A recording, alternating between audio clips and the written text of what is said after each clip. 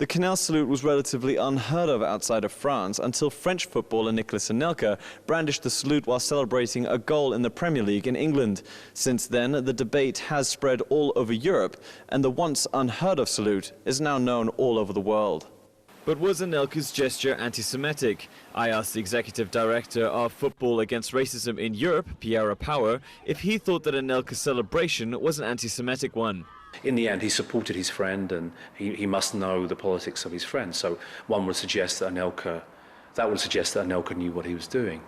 The question is, if Anelka genuinely, as he says, is not anti-Semitic, genuinely doesn't carry any hatred towards other religions, then he will say so at the hearing, and say so far more clearly than he has done so far. We are seeing an increase from the far right, the extreme right, and I would count someone like Diodoni, for example, as someone who is a member of an extreme right party. He's worked with the French National Front. Many argue that the origins of the Quenelle Salute are rooted in protest against the establishment rather than a direct attack against Jews. But as the co-chair of the European Jewish Parliament, Joel Rubenfeld, argues, the salute's origins are now an irrelevancy.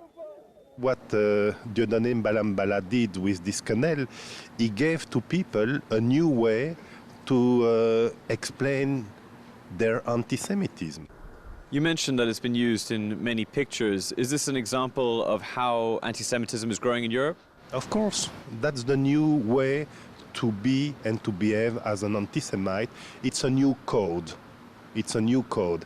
And Dieudonné Mbalambala is one of the people who wrote this new manual, how to be anti-Semite today in France and in Europe and even beyond.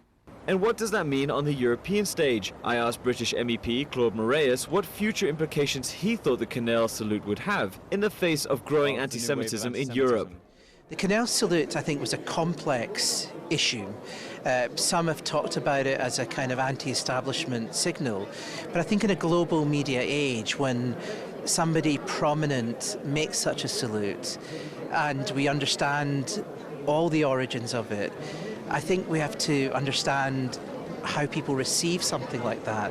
And it is seen by so many as an anti-Semitic gesture. And for that reason, if anyone prominent is doing it in a prominent public place, then of course it's going to be seen as anti-Semitic, therefore it becomes an anti-Semitic gesture. Anti-Semitism is a sensitive subject in itself, and one that many politicians will generally try to avoid. But the reality is that when gestures like the quenelle become popularized by comedians and footballers alike, then a national problem in France can very quickly become a continental one instead. And it's that implication that have many campaigners and NGOs worried across the continent as well.